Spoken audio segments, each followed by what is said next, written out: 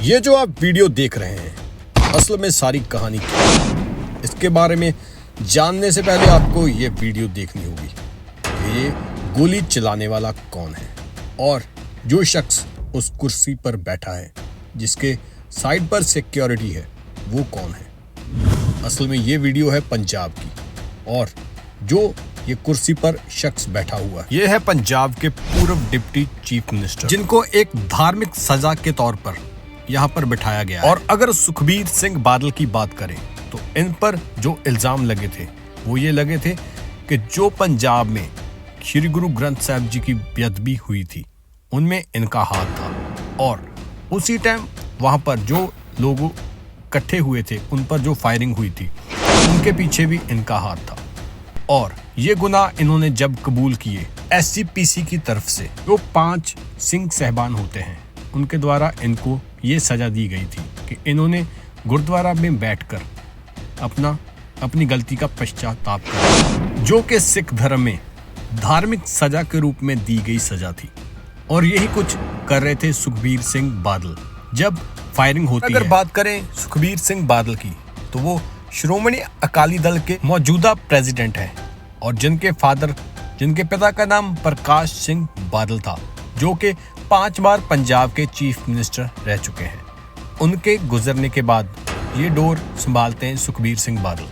और जब Sukhbir Singh Badal deputy chief minister पर काम कर रहे थे तब इन्होंने ये सारा कुछ किया था जो इल्जाम अब इन्होंने कबूले हैं। अब ये जो वीडियो सामने आई है ये अब की है क्योंकि जब सुखबीर सिंह बादल को श्रोमणी गुरुद्वारा प्रबंध कमेटी में 5 सिंह साहिबान की तरफ से जो सजा लगाई गई थी, जब ये सजा पाने के लिए वहां पर बैठे अपना पश्चाताप कर रहे थे तभी एक शख्स वहां से गुजरता है और जैसे ही वो सुखबीर सिंह बादल के पास आता है वो अपनी रिवॉल्वर निकालता है और उन पर फायरिंग करनी शुरू कर देता है। और जब ऐसा होता है तो वहां पर जो मौजूद लोग होते हैं, जो उनकी सिक्योरिटी में लोग होते हैं, अचानक से वो आगे आकर उस इंसान की बाजू पकड़ लेते हैं। और ऐसा होने के बाद जो फायरिंग होती है तो फायरिंग की जो दिशा बहुत बदल जाती है क्योंकि जो सिक्योरिटी वाला ऑफिसर होता है वो जैसे ही हाथ पकड़ता है और रिवॉल्वर को छीनने की कोशिश करता है। और ऐसा होते ही जो सुखबीर सिंह बादल की सिक्योरिटी है वो वहां पर पहुंच जाती है वो और बाल सुखबीर सिंह बादल बच जाते हैं। अगर बात करें तो ये फायरिंग करने वाला आखिर कौन है, अगर सूत्रों की माने तो ये जो फायरिंग करने वाला इंसान पकड़ा जाता है उसका नाम है नारायण सिंह चौड़ा जो कि डेरा बाबा नानक के रहने वाले हैं और जिन पर पहले भी बहुत सारे ऐसे केसेस चल रहे हैं जिनमें उन्होंने पहले भी ऐसे कई काम किए हैं जिनके लिए उनको जेल जाना पड़ चुका है। अगर बात करें नारायण सिंह चौड़ा की, इनका नाम खालिस्तानी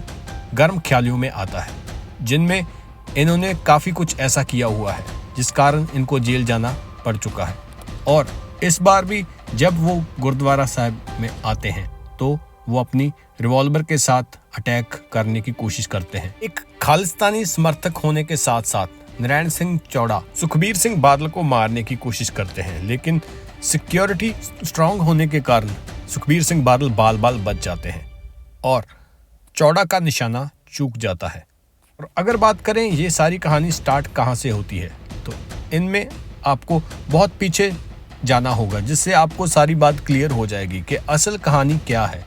क्यों सुखबीर सिंह बादल को गोली मारने वाला ये इंसान आगे आया और ये खालिस्तानी समर्थक क्यों सुखबीर बादल को मारना चाहते थे।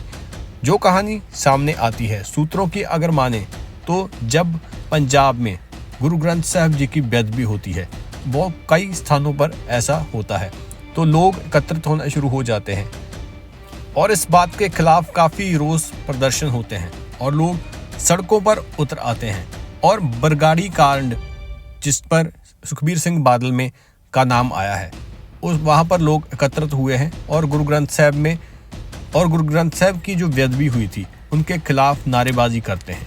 और तब जो सरकार होती है तो वो श्रोमणी अकाली दल की होती है और इसीलिए इन पर ये इल्ज़ाम लगते हैं कि जो वहाँ पर लोग एकत्रित हुए हैं उन पर जो फायरिंग करने के आदेश पुलिस को दिए थे वो सुखबीर बादल के द्वारा दिए गए थे। और अगर बात करें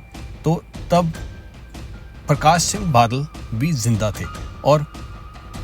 पिछले साल ही उनकी मृत्यु हो चुकी है। और उसके बाद श्रोमणी अकाली दल जो है वो काफ़ी धीमी गति से काम कर रहा है और लोगों में उनके बारे में काफ़ी गुस्सा था, क्योंकि उन्होंने सिख धर्म में जो हुई बेअदबी है उन पर कोई काम नहीं किया था और इसलिए लोग काफ़ी उनसे नाराज़ थे। और इसी बात को लेकर जब वहाँ पर फायरिंग होती है तो काफ़ी लोगों की मौत होती है, और जिसमें ये इल्ज़ाम सुखबीर बादल पर लगे थे कि इन्होंने वो फायरिंग करवाई थी। और अब जब सारी बात निकल कर सामने आई थी और लोगों में इस बात का गुस्सा था कि वो काम इन्होंने करवाया था, और इसीलिए जब धार्मिक सज़ा उनको मिलती है तो अपना बदला लेने के लिए जो नारायण सिंह चौड़ा है वो उन पर फायरिंग करते हैं और उनको मारने की कोशिश करते हैं। ये बात सूत्रों के हवाले से बाहर निकलकर सामने आती है। असल में पूरी कहानी क्या है ये तो बाद में ही पता चलेगा, लेकिन जो सूत्रों की माने तो अभी तक ये बातें सामने आ रही हैं कि किस वजह से सुखबीर सिंह बादल को फायरिंग का शिकार होना पड़ा। लेकिन वो बाल बच जाते हैं, क्योंकि जैसे ही उन पर फायरिंग होती है तो फायरिंग करने वाला पकड़ा जाता है और उनकी जो फायरिंग करने की दिशा होती है वो बदल जाती है, क्योंकि सिक्योरिटी में मौजूद जो सिपाही होते हैं उनकी मुस्तैदी के कारण ये सारा कुछ हो जाता है कि सुखबीर बादल बाल बच जाते हैं। और नारायण सिंह चौड़ा जो कि सुखबीर बादल के ऊपर फायरिंग करता है उसको गिरफ्तार कर लिया जाता है और पुलिस के हवाले कर दिया जाता है। आगे क्या होता है ये अभी देखने वाला बाकी है, लेकिन अभी तक की अगर माने तो जो दोषी है उसको गिरफ्तार कर लिया गया है और सुखबीर बादल बाल बच जाते हैं इस केस में। और अगर बात करें तो गोल्डन टेम्पल में ये इतनी बड़ी घटना होने के बाद हर तरफ लोगों में हैरानी थी कि